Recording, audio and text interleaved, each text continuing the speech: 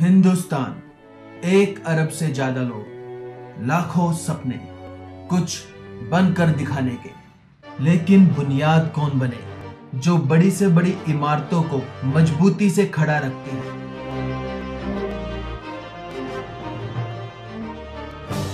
जड़ कौन बने जो सुंदर वृक्षों और अपने फलों को समाज के लिए अर्पित कर देते हैं? लेकिन कुछ चुनिंदा लोग मशाल बनते हैं जो खुद को जलाकर दूसरों को रास्ता दिखाते हैं। उन्हें हम टीचर्स बुलाते हैं। आंखों पे चश्मा और हाथों में चाक पकड़े ये लोग काले ब्लैक बोर्ड पर ज्ञान बांटकर हम सबका जीवन रोशन करते हैं। लेकिन आज के हालात कुछ और हैं। देश को बताया जा रहा है कि ये ग्लोबलाइजेशन का दौर है। कामयाबी के लिए जरूरी है अच्छी एवं महंगी पढ़ाई। आज शिक्षा एक लाभ देने वाला व्यवसाय है।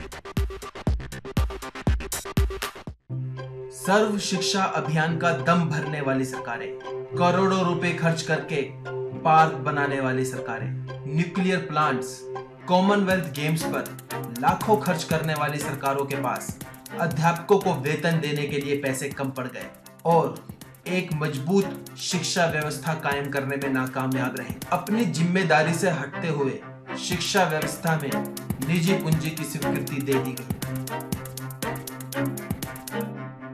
दोस्तों, आज तकनीकी शिक्षा पूरे देश के अंदर बेची जा रही है। आज मेडिकल की शिक्षा पूरे देश के अंदर बेची जा रही है। एजुकेशन पे बजट का मात्र 2.8% खर्च करती है सरकार। कहते हैं कि हमारे यहाँ जो गवर्नमेंट स्कूल का सिस्टम है वो बहुत कमजोर है और कोई भी व्यक्ति आज की तारीख में अपने बच्चे को जो है वो गवर्नमेंट स्कूल में नहीं भेजता है और एक मजबूरी में जो है प्राइवेट स्कूल में भेजता है। देखते ही देखते देश भर में निजी स्कूल खुलने लगे। लोगों को रोजगार के ख्वाब तो दिखाए गए, लेकिन इन सब के अंदर लेबर कानूनों की कैसे धज्जियां उड़ाई गई, ये ना तो किसी ने देखने की कोशिश की और ना ही किसी अध्यापक ने इसका विरोध करने का प्रयास किया। मैं उनको भी दोष नहीं दूंगा। जो टीचर्स हैं वो तो बेरोजगारी की शिकार हैं। आज हमारे देश में इस कदर बेरोजगारी है कि कोई भी आदमी अपने रोजगार को खोना नहीं चाहेगा और एक अगर छोड़कर जाता है तो 10 लाइन में खड़े हैं। जो इनकी हर शर्त को मानने के लिए मंजूर हो जाता है वही इनका एक मुख्य क्राइटेरिया रहता है। ये कमज़ोर से कमज़ोर उस व्यक्ति को ढूंढने की तलाश करते हैं कि जो कभी भी यहाँ से छोड़कर ना जाए और हमारी हर शर्त को आंख बंद करके मानना शुरू कर दे। अगर कोई जरा सी अपने अधिकार के लिए आवाज़ उठाता है तो उसको ये बाहर का रास्ता दिखा देते हैं। अगर एक टीचर को स्कूल से निकाल दिया जाता है और इंटरव्यू निकाला जाए तो वॉक-इन इंटरव्यू में कम से कम सैकड़ों पढ़ी लिखी ग्रेजुएट, पोस्ट ग्रेजुएट, पीएचडी की हुई महिलाएं जो हैं वहाँ पे जॉब के लिए पहुँच जाएंगी लाइन लगा करके और वो उन सारी शर्तों को मानने के लिए भी तैयार होंगी जो स्कूल मैनेजमेंट उनके साथ कॉन्ट्रैक्ट के नाम पे लाद देगा उनके ऊपर। तो ब्लैंक चेक में साइन करवा के इकट्ठे करके चेकबुक रख लेते थे। 94 से यहाँ पर जॉब कर रही हूँ और शुरू से स्टार्टिंग से ही ये लोग हमें एक पैकेट में सैलरी देते थे और इन्होंने कुछ भी नहीं बताया पे स्केल के बारे में। और लेकिन ये अपना काम करते रहे, खाली रजिस्टरों पे ये अपना साइन करवाते रहे। उसमें खाली एक रसीदी टिकट चिपकी होती थी, उसके ऊपर हम लोग साइन करते थे। उस पर कुछ बिल्कुल खाली होता था और जब हम लोग साइन करके चले जाते थे तब ये अपने आप उस रजिस्टर को पूरा भर के फुल स्केल दिखा के अपना काम करते थे। निजी स्कूलों ने बेरोजगारों को नौकरियां तो दी, लेकिन अपनी शर्तों पर। तो हमारे देश में प्राइवेट स्कूल्स हैं वो एक तरफ तो पेरेंट्स को लूट रहे हैं, दूसरी तरफ जो उनके एम्प्लॉइज होते हैं उनको भी वो लूटते हैं। और टीचरों ने ये लिख कर दिया कि हमें सैलरी किसी को 7,000, किसी को 8,000, किसी को 10,000, इससे ज़्यादा किसी की सैलरी थी नहीं। जबकि उन्होंने जो शो किया हुआ था किसी की 32, किसी की 35, किसी की 40-45 हज़ार तक की सैलरी दिखाई हुई थी। Humiliation and harassment caused by the private institutions is up to that much extent that even after serving the school, that too serving the children who are the nation builders, for more than 10 years, I have really subdued myself that I would not at all work for the private institutions because their main aim is only to make money. ऐसे ही अनेक शिक्षकों में से एक आशा रानी जी, जो आई तो थी शिक्षा देने, लेकिन निजी स्कूलों ने उनके ज्ञान का सिर्फ अपने व्यवसाय को बढ़ाने के लिए इस्तेमाल किया। बचपन से मेरा एक सपना था शिक्षक बनना, और इसके लिए मैंने भरसक प्रयास किया।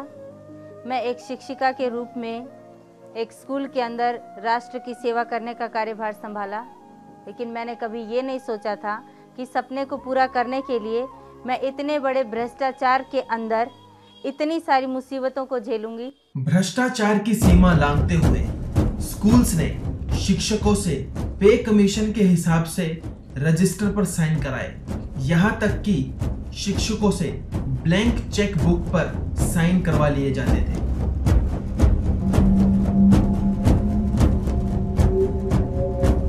प्राइवेट स्कूल्स जो है वो चेक से पेमेंट करते हैं, एम्प्लॉइज से जो है वो कैश में वापस ले लेते हैं। निजी पूंजी पर चलने वाले स्कूल्स का मकसद सिर्फ प्रॉफिट कमाना था। सरकार के द्वारा बनाए गए नियमों एवं सेफगार्ड्स के हिसाब से इन सब स्कूलों को चैरिटेबल ट्रस्ट का रूप दिया गया, लेकिन चैरिटेबल ट्रस्ट की इस सफेद चादर के नीचे शिक्षा को मंडी में खरीदने और बेचने का काला धंधा शुरू हो गया। रेगुलेशन के नाम पे एक एक्ट बनाया गया और उसके साथ उसके rules, Delhi school education act 1973 and Delhi school education rules 1973, जिसमें यह है कि कोई भी प्राइवेट स्कूल दिल्ली के अंदर जो रिकॉग्नाइज्ड है वो उसके नियम कानूनों के तहत ही चलेंगे। हाई कोर्ट ने अपने जजमेंट में लिखी वो ये लिखी कि कोई भी जो स्कूल होता है उसके जो पैरामीटर्स हैं वो ये है कि एक तरीके से लीगल पिलर्स हैं, रेदर वी कैन से, कि वो जो है एक कम्युनिटी सर्विस होगी, एक फिलैंथ्रोपिक होगा, नो प्रॉफिट होगा, नो कमर्शियलाइजेशन होगा। तो इसका मतलब ये हुआ कि अगर ये 4 पिलर्स एक प्राइवेट स्कूल के होते हैं तो उसमें कोई गुंजाइश नहीं है किसी भी तरीके से सरप्लस मनी इकट्ठे करने का, प्रॉफिट करने का। और वो फैसला फिर स्कूल के मैनेजमेंट्स ने सुप्रीम कोर्ट में उसकी अपील करी और सुप्रीम कोर्ट में उनकी अपील खारिज हुई 2004 के अंदर। उसके बाद फिर उन्होंने उसका रिव्यू मांगा, जो सुप्रीम कोर्ट ने 2007 के अंदर उसको भी डिसमिस किया। लेकिन उन नियम कानूनों का उल्लंघन करने के बाद उनके साथ कोई उनके ऊपर एक्शन लिया जाएगा। अगर एक्शन की बात की जाए तो उस पूरे एक्ट उस बात पे साइलेंट है। अपॉइंट करते समय ही जिस समय एक शिक्षक इस खुशी में अंदर आता है कि उसको एक नौकरी मिल गई है, लेकिन नौकरी के बदले ये उनकी आत्मा को इस हद तक मार देते हैं कि वो दोबारा आवाज़ उठाने के लिए वर्षों तक सोचता है। इतने सारे पेपर ये ब्लैंक साइन में करवाते हैं, उसमें सिक्योरिटी भी आ गई है, उसमें बैंक अकाउंट भी इनके खुल जाते हैं, इसमें एक रेजिग्नेशन लेटर भी ये साइन करवाते हैं कि अगर किसी भी तरीके से टीचर जरा सी भी ऊंची आवाज़ करे तो उसको तुरंत ही बाहर का रास्ता दिखा दिया जाए, क्योंकि उसका रेजिग्नेशन लेटर पहले से उनके पास एडवांस में जमा हो जाता है। इतने सारे डॉक्यूमेंट ये ब्लैंक में साइन करवाते हैं। अपॉइंटमेंट लेटर भी ये ब्लैंक में साइन करके रिसीव करवा लेते हैं कि हमने आपको दे दिया, जबकि देने के नाम पर केवल ये इनका एक तमाशा होता है। ये ना कंफर्मेशन लेटर देते हैं, ना ये अपॉइंटमेंट लेटर देते हैं, ये कुछ भी हमें ऑन पेपर कुछ भी नहीं देते। एक मजदूर की तरह यहाँ पर शिक्षक के रूप में एक शिक्षक आता है और उसको देने के नाम पर उसके हाथ में ये विश्वास कायम रखने के लिए उसके पास कुछ भी नहीं होता है। किसी भी कानूनी लड़ाई को वो नहीं लड़ सकता है, इसलिए कमज़ोर होकर के वो वहाँ पर उनके शर्तों के अनुसार काम करना ही अपने लिए बेहतर समझता है। मैं सेंट एंड्रयूज स्कूल में पिछले 11 साल से पढ़ा रही हूँ। जब पहले दिन मैं इस स्कूल में अपनी नौकरी के लिए आई तो मुझे सबसे पहले प्रिंसिपल मिसेस सीमा भारद्वाज के कमरे में भेजा गया। वहाँ जाकर मिसेस सीमा भारद्वाज ने मुझे कुछ टर्म्स एंड कंडीशंस बताई जो स्कूल की थी, जिसमें ये कदापि नहीं था कि मुझे किसी ब्लैंक चेक पे साइन करना है या मुझे किसी खाली रजिस्टर पे साइन करना है। लेकिन जब मेरा 1 महीना पूरा हो गया, जिसके एवज में मैं 1 महीने की तनख्वाह पहले ही इनको एज अ सिक्योरिटी दे चुकी थी, जिसकी कोई रिफंडिंग नहीं है। अगर मैं अपनी मर्जी से नौकरी छोड़ती हूँ तो मुझे वो वापस नहीं मिलेगी, ये मुझे पहले दिन ही बता दिया गया था।